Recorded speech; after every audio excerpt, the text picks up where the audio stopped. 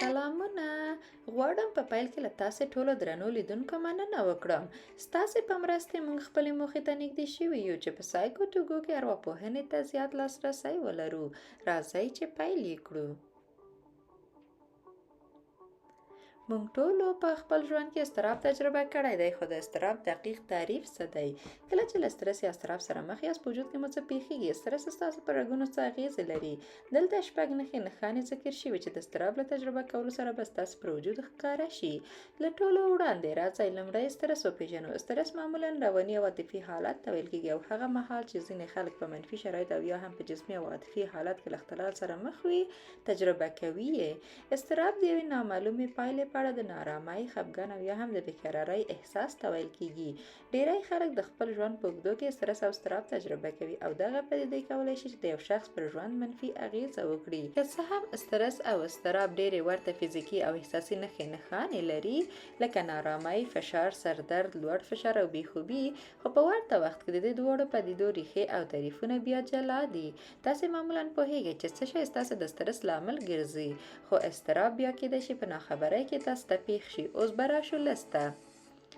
عصبي سیستم کېدای شي تاسو د شخړې یا تښتې غبرګون په اړه څه اورېدلی وي، او سټرس یا اضطراب معمولا د همدې شخړې یا تښتې احساس راژوندی کوي، او دا ستاسو د سمپاتیک اس او پاراسمپاتیک PNS عصبي سیستمونو پورې اړه لري. د دې دواړو سیستمونو ترمنځ اصلي توپیر دا دی چې پاراسمپاتیک سیستم ستاسو د آرامو کړنو مسؤل دی، لکه د استراحت پر مهال چې ستاسو د زړه درزا کموي، او سمپاتیک سیستم هغه فعاله حالت او نورې کړنې چې د سیستم پورې اړه لري کنټرولوي یې.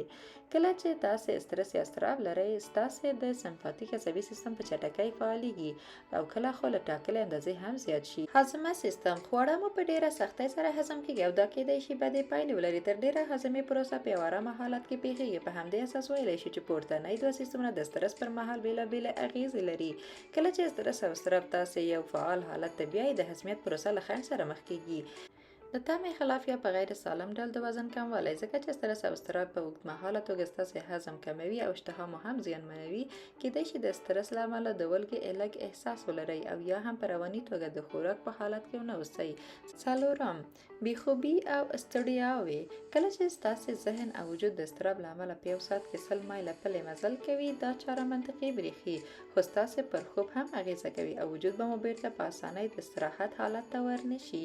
په 2007 کال کې د سټرس او اضطراب اختلال نظر پوښتنه کې څېړونکي دې ته متوجه شوي دي چې په هرو 10 زړو کسانو کې 7 تنه د بېخوبۍ اضطراب تجربه کوي. بېخوبي کولی شي چې د سټرس او اضطراب اغیزې چې تاسې تجربه کوئ زیاتې کړي. 5. د عضلاتو کلکوالی. د رواني ستونزې سربیره سټرس کولی شي د لامل شي چې عضلات مو کلک شي.